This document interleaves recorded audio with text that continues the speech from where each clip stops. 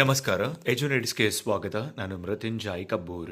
ಕರ್ನಾಟಕ ರಾಜ್ಯ ಮುಕ್ತ ವಿಶ್ವವಿದ್ಯಾಲಯ ಮೈಸೂರಿನಿಂದ ಇದೀಗ ಜುಲೈ ಆವೃತ್ತಿಯ ಅಡ್ಮಿಷನ್ಗೆ ಪ್ರವೇಶಾತಿಯನ್ನು ಆಹ್ವಾನಿಸಲಾಗಿದೆ. ಹೌದು, ಯಾರೆಲ್ಲ ಓಪನ್ ಡಿಸ್ಟೆನ್ಸ್ ಮೋಡ್ ಅಥವಾ ದೂರ ಶಿಕ್ಷಣದ ಮೂಲಕ ಬೇರೆ ಬೇರೆ ಪದವಿಗಳನ್ನು, ಸ್ನಾತಕೋತ್ತರ ಪದವಿಗಳನ್ನು ಪಡೆಯಬೇಕು ಅನ್ಕೊಂತೀರಾ, ನಿಮಗಿದೊಂದು ಸುವರ್ಣ ಅವಕಾಶ. ನಾನು ಜಾಬ್ ಮಾಡ್ತೀನಿ ಅಥವಾ ನನಗೆ ರೆಗ್ಯುಲರ್ ಆಗಿ ಹೋಗಿ ಕೋರ್ಸನ್ನು ಮಾಡೋದಕ್ಕೆ ಆಗ್ತಾ ಇಲ್ಲ, ಇನ್ಫ್ಯಾಕ್ಟ್ ನಾನು ಮನೇಲೇ ಇದ್ದುಕೊಂಡು ನೇರವಾಗಿ ಎಕ್ಸಾಮಿಗೆ ಮಾತ್ರ ಹೋಗಿ ಪರೀಕ್ಷೆ ಬರೆದು ನಾನು ಡಿಗ್ರಿ ತಗೋಬೇಕು ಅನ್ಕೊಂತಾ ಇದ್ದೀನಿ ಅನ್ನುವಂಥವ್ರಿಗೆ ನಿಮಗೆ ಕರ್ನಾಟಕ ರಾಜ್ಯ ಮುಕ್ತ ವಿಶ್ವವಿದ್ಯಾಲಯ ಒಂದು ಅವಕಾಶವನ್ನು ಕೊಡ್ತಾ ಇದೆ. ಹೌದು, 2026-27ನೇ ಶೈಕ್ಷಣಿಕ ಸಾಲಿನ ವಿಶೇಷವಾಗಿ ಜುಲೈ ಆವೃತ್ತಿಗೆ ಸಂಬಂಧಪಟ್ಟಂತೆ ಇವರ ಒಂದು ಶೈಕ್ಷಣಿಕ ಕಾರ್ಯಕ್ರಮಗಳಿಗೆ ಪ್ರವೇಶಾತಿಯನ್ನು ಆಹ್ವಾನಿಸಿದ್ದಾರೆ. ಸೊ ಈ ಕರ್ನಾಟಕ ಸ್ಟೇಟ್ ಓಪನ್ ಯೂನಿವರ್ಸಿಟಿ ಏನಿದೆ, ಇಲ್ಲಿ ಬೇರೆ ಬೇರೆ ಪ್ರೋಗ್ರಾಮ್ಗಳಿದ್ದಾವೆ.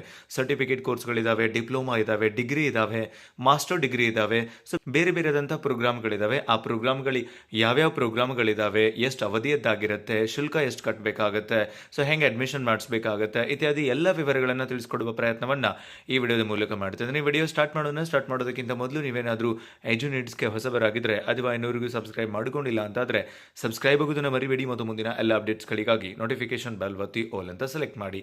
ಸೊ ಆದ್ಮೇಲೆ ತುಂಬಾ ಜನ ವಿಶೇಷವಾಗಿ ಕರ್ನಾಟಕ ರಾಜ್ಯ ಮುಕ್ತ ವಿಶ್ವವಿದ್ಯಾಲಯದಲ್ಲಿ ಈ ಹಿಂದೆ ಪದವಿ ಪಡೆದಿದ್ದಾರೆ. ತುಂಬಾ ಜನರಿಗೆ ವ್ಯಾಲಿಡ್ ಇದೆಯೋ ಇಲ್ವೋ, ಸೇಮ್ ಆದಂತಹ ಪ್ರಯಾರಿಟಿ ಸಿಗುತ್ತೋ ಇಲ್ವೋ ರೆಗ್ಯುಲರ್ ಮಾಡಿದಂಥವರಿಗೆ ಅನ್ನುವಂಥ ಒಂದು ಸಂದೇಹ ಕೂಡ ಇರುತ್ತೆ. ಇನ್ಫ್ಯಾಕ್ಟ್ ಇದಕ್ಕೆ UGC ರೆಕಗ್ನೈಸೇಷನ್ ಕೂಡ ಇರುವಂಥದ್ದು. ನೀವು ಅದನ್ನು ಒಂದ್ಸಾರಿ ಕನ್ಫರ್ಮ್ ಮಾಡಿಕೊಂಡೆ ಪ್ರವೇಶಾತಿ ಪಡಿಬೇಕು ಅನ್ನುವಂಥದ್ದು ನನ್ನ ರಿಕ್ವೆಸ್ಟ್ ಕೂಡ ಆಗಿರುತ್ತೆ. ತುಂಬಾ ಜನ ಪ್ರವೇಶಾತಿಯನ್ನು ಪಡೆದು ತಮ್ಮ ಡಿಗ್ರಿಗಳನ್ನು ಕೂಡ ಪೂರ್ಣಗೊಳಿಸಿಕೊಂಡಿದ್ದಾರೆ. ಸೊ ವಿಶೇಷವಾಗಿ ಇನ್ನು ಅರ್ಜಿ ಸಲ್ಲಿಸೋದಕ್ಕೆ ಕೊನೆಯ ದಿನಾಂಕವನ್ನ ಸೆಪ್ಟೆಂಬರ್ 15ನೇ ತಾರೀಕಿನವರೆಗೂ ಕೂಡ ನಿಗದಿಪಡಿಸಿದ್ದಾರೆ. ಸೆಪ್ಟೆಂಬರ್ 15, 2026 ನಿಮಗೆ ಜುಲೈ ಆವೃತ್ತಿಗೆ ಅರ್ಜಿ ಸಲ್ಲಿಸೋದಕ್ಕೆ ಕೊನೆಯ ದಿನಾಂಕ ಆಗಿರುತ್ತೆ. ನೀವು KSOUನ ಅಧಿಕೃತ ಅಡ್ಮಿಷನ್ ಪೋರ್ಟಲ್ನಲ್ಲಿ ಅಥವಾ ಸ್ಟೂಡೆಂಟ್ ಪೋರ್ಟಲ್ನಲ್ಲಿ ಮಾತ್ರ ಅರ್ಜಿ ಸಲ್ಲಿಸೋದಕ್ಕೆ ಅವಕಾಶ ಇರುತ್ತೆ ಅನ್ನೋದನ್ನು ಕೂಡ ನಾವಿಲ್ಲಿ ಸ್ಪಷ್ಟವಾಗಿ ಗಮನಿಸಬೇಕಾಗುತ್ತೆ. ಇನ್ನು ಯಾವ್ಯಾವ ಡಿಗ್ರಿಗಳಿದಾವೆ, ಯಾವ್ಯಾವ PGಗಳಿದಾವೆ ಅನ್ನೋದನ್ನ ನೋಡ್ತಾ ಹೋಗೋದಾದ್ರೆ, ಸೊ BA ನಲ್ಲಿ ಕನ್ನಡ ಮತ್ತು ಇಂಗ್ಲಿಷ್ ಮೀಡಿಯಂ ಎರಡೂ ಕೂಡ ಇದೆ, ಒಟ್ಟು 3 ವರ್ಷದ್ದಾಗಿರುತ್ತೆ. ಹಾಗೆ BCom ಕೂಡ ಇವೆರಡು ನಾನ್ CBCS ಆಗಿರುತ್ತೆ, ಅಂದ್ರೆ ಚಾಯ್ಸ್ ಬೇಸ್ಡ್ ಕ್ರೆಡಿಟ್ ಸಿಸ್ಟಮ್ ಅಂತ ಕರಿತೀವಿ. ಸೊ ಇವ್ಯಾವುದು ಚಾಯ್ಸ್ ಬೇಸ್ಡ್ ಕ್ರೆಡಿಟ್ ಸಿಸ್ಟಮ್ ಆಗಿರೋದಿಲ್ಲ, ನಾನ್ CBCS ಆಗಿರ್ತವೆ, BA ಮತ್ತು BCom ಆಗಿರುವಂತದ್ದು. ಸೊ ಕನ್ನಡ ಮತ್ತು ಇಂಗ್ಲಿಷ್ ನಲ್ಲಿ BA ಇದ್ರೆ BCom ಇಂಗ್ಲಿಷ್ ಮೀಡಿಯಂ ನಲ್ಲಿ ಮಾತ್ರ ಇದೆ. ಒಂದು ವರ್ಷಕ್ಕೆ ಮಾತ್ರ ಒಂದ್ಸಲ ಪರೀಕ್ಷೆ ಬರೆಯೋದು. ನೀವು 3 ವರ್ಷ ಈ ಒಂದು ಡಿಗ್ರಿಯನ್ನು ನಾವು ಗಮನಿಸ್ತಾ ಇದ್ವಿ. ನಾವು ಬ್ಯಾಚುಲರ್ ಇನ್ ಲೈಬ್ರರಿ ಸೈನ್ಸ್ ಇದೆ ಕನ್ನಡ ಮತ್ತು ಇಂಗ್ಲಿಷ್ ಮೀಡಿಯಂ ನಲ್ಲಿ, 1 ವರ್ಷದ ಕೋರ್ಸ್ ಆಗಿರುತ್ತೆ. ಕನ್ನಡ ಮತ್ತು ಇಂಗ್ಲಿಷ್ ಮೀಡಿಯಂ ಎರಡರಲ್ಲೂ ಕೂಡ ಇರುವಂತದ್ದು ನಾವು ಗಮನಿಸ್ತಾ ಇದ್ವಿ. ಇನ್ನು BSc ಜನರಲ್ ಇದೆ ಇಂಗ್ಲಿಷ್ ಮೀಡಿಯಂ ನಲ್ಲಿ, 3 ವರ್ಷದಾಗಿರುತ್ತೆ. ಟೋಟಲ್ 5 ಕಾಂಬಿನೇಷನ್ಗಳಿದಾವೆ. ಹಾಗೆ BSc ಆನರ್ಸ್ ಇದೆ, BCA ಇದೆ, BBA ಇದೆ, BSW ಕೂಡ ಇದೆ. ಹಾಗೆ ಇನ್ನು PG ಕ್ರಮಗಳು ಅಂದ್ರೆ ಮಾಸ್ಟರ್ ಡಿಗ್ರಿಗಳು ಯಾವ್ಯಾವ್ದು ಇದಾವೆ ಅಂದ್ರೆ MA ಕನ್ನಡ ಇದೆ, ಹಾಗೆ MA ಇಂಗ್ಲಿಷ್ ಇದೆ, MA ಹಿಂದಿ ಇದೆ, MA ಸಂಸ್ಕೃತ್ ಇದೆ, ಹಾಗೆ MA Urdu, MA Telugu, MA history, MA economics, MA political science ಇದೆ. ಹಾಗೆ ನೀವು 6 ತಿಂಗಳಿಗೊಮ್ಮೆ ಪರೀಕ್ಷೆ ಬರೀಬೇಕಾಗುತ್ತೆ. ಸೊ ಇವು ಸೆಮಿಸ್ಟರ್ ಆಧಾರಿತವಾದಂತಹ ಕೋರ್ಸ್ಗಳಾಗಿರ್ತವೆ. ಹಾಗೆ MA ಪಬ್ಲಿಕ್ ಅಡ್ಮಿನಿಸ್ಟ್ರೇಷನ್ ಅಥವಾ ಸಾರ್ವಜನಿಕ ಆಡಳಿತ ಕೂಡ ಇದೆ. MA ಸಮಾಜಶಾಸ್ತ್ರ, ಪ್ರಾಚೀನ ಇತಿಹಾಸ ಮತ್ತು ಪುರಾತತ್ವ ಇದೆ. ಆಮೇಲೆ ನಿಮಗೆ MA ಪತ್ರಿಕೋದ್ಯಮ ಮತ್ತು ಸಮೂಹ ಸಂವಹನ ಅಂದ್ರೆ ಮಾಸ್ ಕಮ್ಯುನಿಕೇಶನ್ ಅಂಡ್ ಜರ್ನಲಿಸಂ ಕೂಡ ಇದೆ. ಆಮೇಲೆ MA ದಲ್ಲಿ ಎಜುಕೇಶನ್ ಇದೆ, MCom ಇದೆ, MBA, MSW, MCA, master in library science ಇದೆ, MSc ಫಿಸಿಕ್ಸ್ ಇದೆ, MSc chemistry, MSc maths, data science, computer science, IT ಇದೆ. ಆಮೇಲೆ ಪರಿಸರ ವಿಜ್ಞಾನ ಇದೆ, ಭೂಗೋಳಶಾಸ್ತ್ರ, ಸಸ್ಯಶಾಸ್ತ್ರ, ಪ್ರಾಣಿಶಾಸ್ತ್ರ, ಜೀವ ವಿಜ್ಞಾನ, ತುಂಬಾ ಕಾರ್ಯಕ್ರಮಗಳಿದಾವೆ. ಸಿಕ್ಕಾಪಟ್ಟೆ ಪ್ರೋಗ್ರಾಮ್ಸ್ಗಳು, ಕೋರ್ಸ್ಗಳು ಅವೈಲೇಬಲ್ ಇದಾವೆ. ನಿಮ್ದು PG ಆಧಾರದ ಮೇಲೆ, ನಿಮ್ಮ ಭವಿಷ್ಯದ ಗುರಿ ಆಧಾರದ ಮೇಲೆ ಯಾವ್ದು ಮಾಡಿದ್ರೆ ನಿಮಗೆ ಸೂಕ್ತ ಆಗುತ್ತೆ, ನಿಮ್ಮ ಗುರಿ ತಲುಪಲಿಕ್ಕೆ ಆಗಿರಬಹುದು ಅಥವಾ ಪ್ರಮೋಷನ್ ತಗೊಳ್ಳಿಕ್ಕೆ ಆಗಿರಬಹುದು, ಅಥವಾ ನಿಮಗೆ ಯಾವುದು ಸಪೋರ್ಟಿವ್ ಅನ್ಸುತ್ತೆ, ಸಹಾಯಕಾರಿ ಅನ್ಸುತ್ತೆ, ಆ ಒಂದು ಕೋರ್ಸ್ನ ನೀವು ಇಲ್ಲಿ ಮಾಡ್ಕೊಳ್ಳೋದಕ್ಕೆ ಅವಕಾಶ ಇರುತ್ತೆ. ಇನ್ನು PG ಸರ್ಟಿಫಿಕೇಟ್ ಕೋರ್ಸ್ಗಳು ಕೂಡ ಇದಾವೆ. ಇದನ್ನ ಡಿಗ್ರಿ ಮೇಲೆ ಕೊಡ್ತಾರೆ. 10+2+3 ಅಂದ್ರೆ 10ನೇ ತರಗತಿ ಮೇಲೆ PUC ಮೇಲೆ ಡಿಗ್ರಿ ಆಗಿದ್ರೆ ನೀವು ಸರ್ಟಿಫಿಕೇಟ್ ಕಾರ್ಯಕ್ರಮಗಳನ್ನು ಕೂಡ ಮಾಡಬಹುದು. ಇಂಗ್ಲಿಷ್ ಇದೆ, 1 ವರ್ಷದಾಗಿರುತ್ತೆ. ಕಮ್ಯುನಿಕೇಟಿವ್ ಇಂಗ್ಲಿಷ್ ಇದೆ. ಹಾಗೆ ನಿಮಗೆ ಜರ್ನಲಿಸಮ್ ಅಂಡ್ ಮಾಸ್ ಕಮ್ಯುನಿಕೇಶನ್ ಕೂಡ ಇದೆ, 1 ವರ್ಷದ್ದು.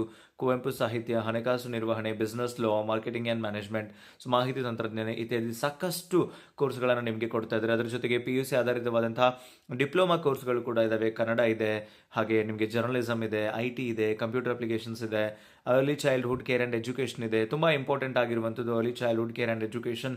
ನೀವೇನಾದರೂ ಈ ಪ್ರೀ ಪ್ರೈಮರಿ ಶಾಲೆಗಳಲ್ಲಿ ಶಿಕ್ಷಕರಾಗ್ತೀರಿ, ಮದರ್ ಮೆಂಟರ್ಸ್ ಆಗ್ತೀರಿ ಅಂದರೆ, LKG, UKG, ನರ್ಸರಿ ಶಾಲೆಗಳಲ್ಲಿ ಅಂದರೆ ಇದು ಡೆಫಿನೆಟ್ಲಿ ನಿಮ್ಗೆ ಹೆಲ್ಪ್ ಮಾಡುತ್ತೆ. ಬಿಕಾಸ್ ನಿಮ್ಮನ್ನೇ ಪ್ರಯಾರಿಟೈಸ್ ಮಾಡಿ ನೇಮಕಾತಿ ಮಾಡ್ತಾ ಇರ್ತಾರೆ ಪ್ರೈವೇಟ್ ಶಾಲೆಗಳಲ್ಲಿ. ವಾಸ್ತು ಇದೆ, ಮೇದಿನಿ ಜ್ಯೋತಿಷ ಇದೆ, ಸೊ ಸಾಕಷ್ಟು ಕೋರ್ಸ್ಗಳಿದ್ದಾವೆ.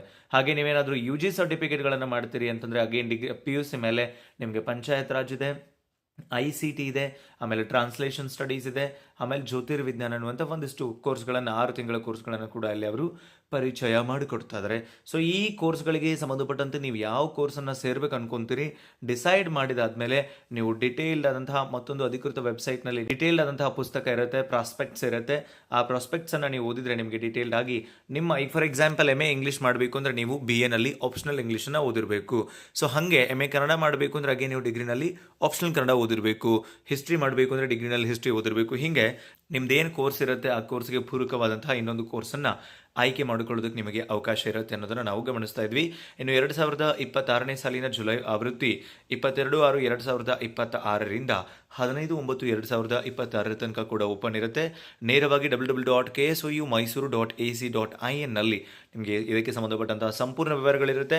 ನಿಮಗೇನಾದರೂ ಟೆಕ್ನಿಕಲ್ ಸಪೋರ್ಟ್ ಇತ್ತು ಅಥವಾ ಏನಾದರೂ ಯೂನಿವರ್ಸಿಟಿ ಜೊತೆ ಮಾತಾಡಿ ಕ್ಲಾರಿಫಿಕೇಶನ್ ತಗೋಬೇಕು ಅಂದರೆ ನೇರವಾಗಿ ನೀವು ಕರೆ ಮಾಡೋದಕ್ಕೆ ಅವಕಾಶ ಇದೆ. 082125000981, 0821251991, ಹಾಗೆ 434852 ಲಾಸ್ಟ್ ನಂಬರನ್ನು ಚೇಂಜ್ ಮಾಡಿ ನೀವು ಅವರನ್ನು ನೇರವಾಗಿ ಸಂಪರ್ಕಿಸಬಹುದು. ಹಾಗೆ LMSನಲ್ಲಿ ಈ ಲರ್ನಿಂಗ್ ಮ್ಯಾನೇಜ್ಮೆಂಟ್ ಸಿಸ್ಟಮ್ ಏನಿದೆ ಅಲ್ಲಿ ಆ್ಯಪನ್ನು ಡೌನ್ಲೋಡ್ ಮಾಡಿಕೊಂಡು ನಿಮಗೆ ಸಂಬಂಧಪಟ್ಟಂತಹ ಎಲ್ಲ ಒಂದು ಸ್ಟಡಿ ಮೆಟೀರಿಯಲ್ಸ್ಗಳನ್ನ ಕೂಡ ನೀವು ಪಡೆಯೋದಕ್ಕೆ ಅವಕಾಶ ಇರುತ್ತೆ.